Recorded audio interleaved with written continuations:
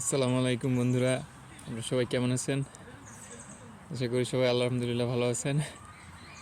আজকে একটা নতুন গল্প নিয়ে আসলাম। গল্পটার নাম হচ্ছে এক ট্রাক ভর্তি আবর্জনা। তো শুরু করি আমরা। তো এক জায়গায় একটা লোক ছিল, থাকতো। সে কারো সাথে বাঁচে যাইতো না, সে নিজের মতো থাকতো। তার একটা বাড়ি ছিল, আর বাড়ির পিছনে একটুখানি জায়গা ছিল। তার অফিসে কাজ করতে যাইতো, সে একটু শহর থেকে একটু দূরে থাকতো। তো প্রতিদিন বাসে করে গিয়ে কাজ টাজ করে আবার বাসায় চলে আসতো। আচ্ছা, একটু ঘুমাইতো। কারো কোনো ক্ষতি, কারো কোনো লাভের মধ্যে থাকতো না, লাভ ক্ষতির মধ্যে থাকতো না।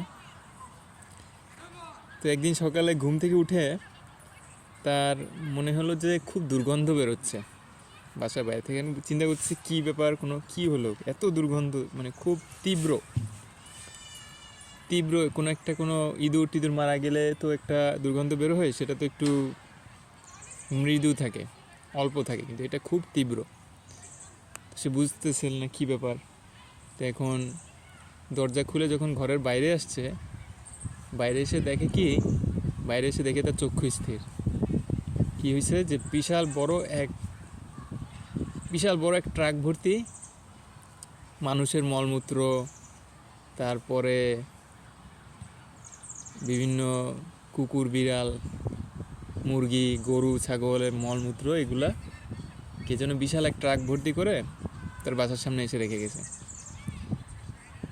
এখন সে বুঝতেছে না যে কে করলো এটা, কারো যে দোষ দিবে এটা বুঝতে পারতেছে না, যে কার দোষ দিবে, কি করবে। তো প্রথম ধাক্কায় লোকটার, সে খুব অপ্রস্তুত, হতভম্ব হয়ে গেছে। এখন দুর্গন্ধে ঘরে টেকা যায় না, কি করবে।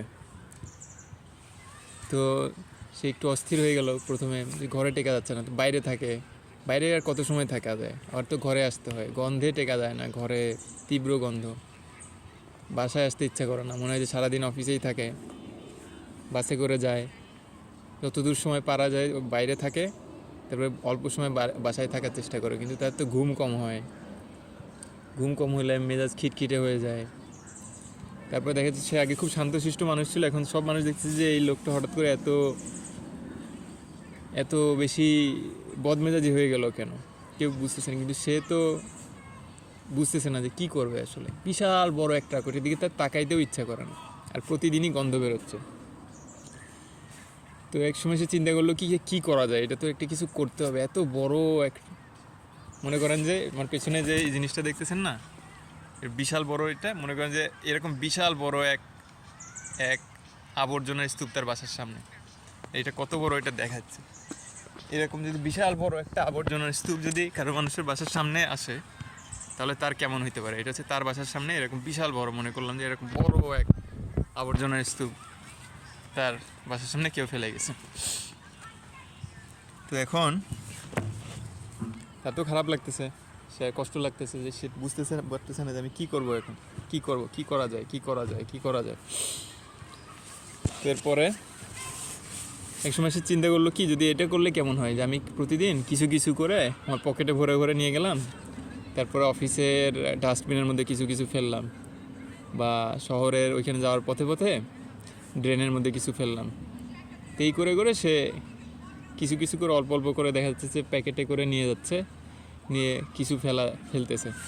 কিন্তু দেখা যাচ্ছে কোনো দিন প্যাকেটটা ফেটে যাচ্ছে, তখন তার পকেট থেকে ওই মলমূত্র ওইগুলো বের হয়ে গন্ধ বেরোচ্ছে। মানুষজন গন্ধে টিকতে পারতেছে না, তার সাথে মানুষজন কথা বলা বন্ধ করে দিচ্ছে। দেখা যাচ্ছে 6 মাস পরে সারা শরীর থেকে গন্ধ বেরোচ্ছে। এভাবে 7-8 মাস গেছে। তখন সে একদিন চিন্তা করছে যে কি করা যায়, এতো একটা কিছু বিহিত করতে হবে। তো একদিন চিন্তা করতেছে যে এই মলমূত্রের দিকে তো তাকাইতেও ইচ্ছা করে না। তো সে চিন্তা করছে যে না, দেখি কি করা যায়। প্রতিদিন সে 8-10 ঘন্টা কাজ করে বাসায় আসে 6টা-7টার দিকে। তো চিন্তা করলো যে বাসার পিছনে এই যে খানিক জমি আছে, এগুলোতে কিছু হয় না। এই জমি হচ্ছে বন্ধা জমি মানে হচ্ছে যেখানে কোনো ফসল টসল কিছু হয় না। গাছ টাছ সে লাগাইছে কয়েকবার, দেখছে যে চেষ্টা করে, কিছুই হয় না, কোনো মাটিতে কোনো উর্বরতা নেই। সে চিন্তা করছে এই জমিও তো কোনো কাজে লাগতেছে না, তাহলে আমি এইখানে গর্ত খুঁড়ে প্রতিদিন এসে কিছু কিছু করে আমি এই গর্তের মধ্যে ভরতে লাগি। তো প্রতিদিন সে দেখা গেল যে 1 ঘন্টা করে সময় দিচ্ছে, করে অফিস থেকে এসে হাত মুখ ধুয়ে আগে প্রথমে 1 ঘন্টা করে কোদাল নিয়ে মাটি খুঁড়ে মাটির মধ্যে সে ওই মলমূত্রগুলো ওইগুলা রাখতেছে, মাটির ভেতরে গর্ত খুঁড়ে করে রাখতেছে। প্রথম প্রথম এই কাজ করতে খুব অসহ্য লাগতো, কারণ এত দুর্গন্ধ, আর যত দিন রাখবে তত বেশি দুর্গন্ধ। কে থাকতে চায়, তাই না? কে ওইটা নিয়ে, কার ওইটা নিয়ে নাড়াচাড়া করতে ভাল লাগে। তারপরেও সে করতে থাকলো, করতে করতে 3-4 মাস পরে দেখা গেল কি যে তার একটা অভ্যাস হয়ে গেছে, যে প্রতিদিন এসে ওইটা তার একটা ব্যায়ামের মতো হচ্ছে। আবার সে দেখতেছে যে এত বেশি যে 3-4 মাস ধরেও করেও কুলাইতে পারে, মানে অল্প একটুখানি হয়তো কমছে, কিন্তু তার ওই প্রতিদিন সে করতেছে করতেছে করতেছে করতেছে সময় একটা নেশার অভ্যাসের মতো হয়ে গেছে। করতেছে করতেছে করতেছে প্রথম প্রথম সে অনেক গালাগালি করতো যে কে এই কাজটা করলো, আমি তো কার কি করছি, কে কেন আমার সাথে এরকম শত্রুতাটা করলো, যে তার সাথে এরকম শত্রুতা করে এই কাজটা করছে তাকে জব্দ করার জন্য তাকে সে মনে মনে অনেক বদদোয়া করতো, অনেক গালাগালি করতো। তো যাই হোক, আস্তে আস্তে বদদোয়া গালাগালি ওইগুলো করা তার বন্ধ হয়ে গেছে। সে বাসায় এসে কোনো দিক না তাকায় শুধু ওই মাটি খুঁড়ে মাটির মধ্যে ওই আবর্জনাগুলোরে ভরে পুঁতে ফেলে। এইটাই সে কাজ করে, বড় বড় গর্ত করে বড় বড় জায়গায় ওগুলো পরে করে ফেলে। এইভাবে 4-5 বছর যাওয়ার পরে সে একদিন দেখতেছে যে প্রায় পুরাটাই কমে গেছে, পুরাটাই সে মাটির মধ্যে ঢুকেছে। কিন্তু একটা জিনিস সে খেয়াল করলো এখন, যে এই জমিতে আগে কোনো গাছপালা কিছু হইতো না। পরে ওই মাটি কুবাইতে কুবাইতে তার ওই কোনো এক সময় মনে হয়েছে একটা আম গাছ লাগাই। তো সে কিছু আম গাছ লাগাইছে, কিছু ফুল গাছ লাগাইছে। তার আশেপাশের প্রতিবেশীদের বাড়িতেও আম গাছ ফুল গাছ এগুলো আছে। কিন্তু দেখা গেছে কি যে 5 বছর পরে তার আম গাছের আম হচ্ছে সব থেকে মিষ্টি, আর তার ফুলের যে গন্ধ, সেই ফুলের গন্ধের মতো মিষ্টি গন্ধ আর কারো বাগানের ফুলের গন্ধ নেই।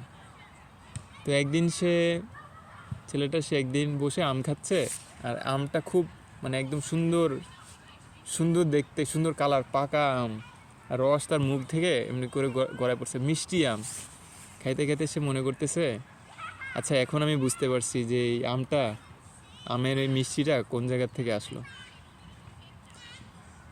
তখন সে আর যে লোক তার বাসার সামনে এই বিভিন্ন 1 ট্রাক ভর্তি গরু ছাগল হাঁস মুরগি এগুলার আবর্জনা বিষ্ঠা এগুলা মলমূত্র এগুলো রেখে গিয়েছিলো, তাকে আর বদদোয়া করলো না। বলছে যেই করো যাক, ভালো হয়েছে, তোমার কারণে আমার জমিটা উর্বর হয়েছে। আর এই যে আমের যে মিষ্টি যেই রসটা, এই রসটা এই তুমি যে আমার উপহার দিছো সেই উপহার থেকেই আসছে। এই গল্পটা আমার কাছে ভালো লাগে, কারণ হচ্ছে অনেক সময় হঠাৎ করে দেখা যায় যে আমাদের জীবনে অনেক সময় হঠাৎ করে আমরা এরকম একটা বিপদের মধ্যে পড়ে যাই, একটা ঝামেলার মধ্যে পড়ে যাই, কি যে মনে হয় যে কী ব্যাপার, আমি তো কী করলাম, আমি তো কিছু করি নাই। হঠাৎ করে আমার বাসার সামনে আমি কেন এরকম একটা ঝামেলার মধ্যে পড়লাম। বা হযরত ইউসুফ আলাইহিস সালামকে যখন জেলের মধ্যে রাখলো, উনি বুঝতেছে যে আমি কি করলাম, আমাকে কেন হঠাৎ করে এর মধ্যে রাখলো। কিন্তু ওইটা বছরের পর বছর ধরে যখন আমরা ওইটারে মোকাবেলা করি, ওই লোকটা কী করলো যে প্রথম সে এটারে মোকাবেলা করতে চাইতো না, এটারে অ্যাভয়েড করার চেষ্টা করতো, ওইটাকে এড়াই যাওয়ার চেষ্টা করতো। তারপরে ওই জিনিসটা নিয়ে দেখা যেত যে অন্য মানুষদের সাথে মানে অন্য মানুষের ডাস্টবিনে ফেলার চেষ্টা করতো। এইটার মানে হলো যে সে একটা সমস্যার মধ্যে যাচ্ছে, ওই সমস্যাটা বেশি মানুষের সাথে আর কি বলা যে আমি এই সমস্যার মধ্যে যাচ্ছি, আমি কি করব, অস্থির হয়ে যাওয়া, ওই আবর্জনাটাই আমি সবসময় নিজের সাথে বয়ে নিয়ে বেড়াচ্ছি, সমস্যাটাই আমি সবসময় বয়ে নিয়ে বেড়াচ্ছি, এটা থেকে সরে আসতে পারতেছি না। কিন্তু সমাধানটা হলো কখন, যখন সে ওই আগে তো আবর্জনা থেকে মুখ ফিরে থাকতো, এবার সে লোক আবর্জনার দিকে আমি তাকাবো। হ্যাঁ, আবর্জনাটাই যা আছে ঠিক আছে, এটা একটা আমার বাসার সামনে এসে পড়ছে, বাসার সামনে আছে, এখন এইটাই সত্যি, এইটার মধ্যে দিয়ে আমার যাইতে হবে, কিছু করার নেই। তো প্রতিদিন যখন সে 1 ঘন্টা করে 2 ঘন্টা করে করে দিতে লাগলো, আবর্জনাগুলোকে মাটির মধ্যে দিতে লাগলো, এইভাবে করে করে সে বিপদটাকে ফেস করলো, যখন বিপদটাকে মোকাবেলা করলো, না হলে এড়াই যাওয়া, না এটা আমার জীবনের সামনে, আমার এইটা আমার সামনে আসছে, এখন এইটার মধ্যে দিয়েই আমার যাইতে হবে, এইটারে আমি কীভাবে এইটারে মোকাবেলা করব। তো সে বছরের পর বছর এইভাবে একভাবে করতে থাকলো। একসময় দেখা গেল যে তার বাগানের আমটাই সবার থেকে মিষ্টি। তো তখন তার আর, যে তার সাথে শত্রুতা করলো, তার প্রতি আর কোনো খারাপ ভাব থাকলো না, তার বরং সে ধন্যবাদ দিল যে ভাই তুমি যেই হও, তোমার কারণে আমার বাগানের আমটা মিষ্টি। আর এই যে যত বিপদ আপদ মুসিবত, এইগুলাই সার আমাদের জীবনের, এইগুলাই আমাদের চরিত্রর দৃঢ়তাকে গঠন করে, যে আমি কি হাল ছেড়ে দিলাম, আমি কি করতেছি, আমি কতটুক এটার সাথে আমি কারণ জীবনে যে কোনো কিছু হইতে পারে। হঠাৎ করে দেখা গেল যে মানুষ বললো যে হ্যাঁ তোমার ক্যান্সার হয়েছে, তোমার আর 6 মাস আয়ু আছে, বা একজনের তার সে খুব একটা মানুষকে পছন্দ করে, সে মানুষটা পৃথিবীতে নাই, বা সে গাড়ি টাড়ি চালায়, একটা অ্যাক্সিডেন্ট হলো, যে কোনো কিছু যে কোনো সময় হইতে পারে। জীবন যে কোনো সময় যে কোনো, আর কিছু যদি নাও হয় তাও মানুষ দেখা যায় যে বুড়া হয়ে যায়, আগে সে চেহারা সুরত থাকে না, শক্তি থাকে না, কিছু না কিছু একটা আসবেই এখানে, এটাই জীবন, এখানে কিছু করার নেই, কিচ্ছু করার নেই, এটা হবেই। আর আমরা সেই যে আবর্জনাগুলো জীবন আমাদেরকে দিচ্ছে, সেটাকে আমরা কি সার বানাতে পারতেছি, নাকি ওইটা নিয়ে আমরা অনেক অনেক সময় ধরে ওইটাকে নিয়ে আমরা গালমন্দ করতেছি, রাগারাগি করতেছি। কারণ ঘটনা যাই হোক, যে পরিস্থিতি যাই হোক, সেইটাকে একসময় আমরা দেখতে পারি যে না, এই জিনিসটা আমরা সার হিসেবে ব্যবহার করতে পারি। যখন আমরা ওইটা বুঝতে পারি, তখন আমাদের সামনে একটা আশা চলে আসে, তখন আমরা ভরসা পাই। কিন্তু ওইটার আগ পর্যন্ত মনে হয় যে এইখান থেকে আমি কখন বেরোবো, কখন এটা শেষ হবে। এবং ওইটা করলে সমস্যাই থাকে, ওই লোকের বাসার সামনে তো আবর্জনা আছে, কিন্তু আরও বেশি অস্থিরতা তৈরি হয়, আরও বেশি মানসিক ভারসাম্যহীনতা তৈরি হয়। তো আপনারা যে যেখানে আছেন, আপনারা ভালো থাকেন, আপনাদের জন্য সবার জন্য শুভকামনা করি। আর আল্লাহ আমাকে ধৈর্য দিয়ে, আর আপনাদের সবার যেন, যদি কেউ এখানে দেখতে থাকেন এবং যদি তারা এখন কোনো কিছুর মধ্যে দিয়ে যাচ্ছেন, এমন যদি হয়, আল্লাহ যেন আপনাদেরকে ওই ভদ্রলোক যে অনেক মলমূত্র নিয়ে তার হাত নোংরা করতে হলো, সেই লোকের মতো সবার ধৈর্য হোক।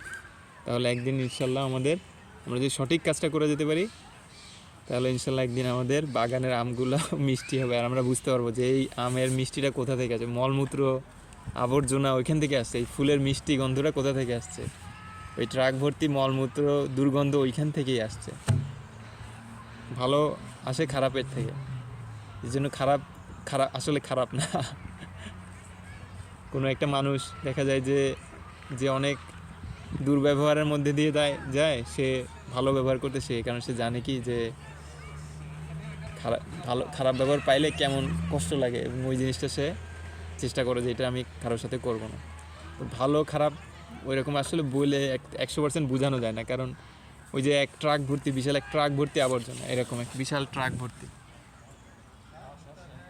এরকম যদি বিশাল এক ট্রাক ভর্তি আবর্জনা কারো বাসার সামনে থেকে, এটা কি ভালো নাকি খারাপ? প্রথমে তো খারাপ মনে হয়েছিল, কিন্তু পরে দেখা গেল কি, যে লোকটা যখন বুদ্ধিটা বাইর করলো, তখন ওইটা খারাপটাই ভালো হয়ে গেল এক সময়, আস্তে আস্তে। তা আলহামদুলিল্লাহ, আল্লাহ ভরসা, আপনারা সবাই ভালো থাকেন, সবার জন্য শুভকামনা করি। ফি আমানিল্লাহ, আর আল্লাহ হাফিজ।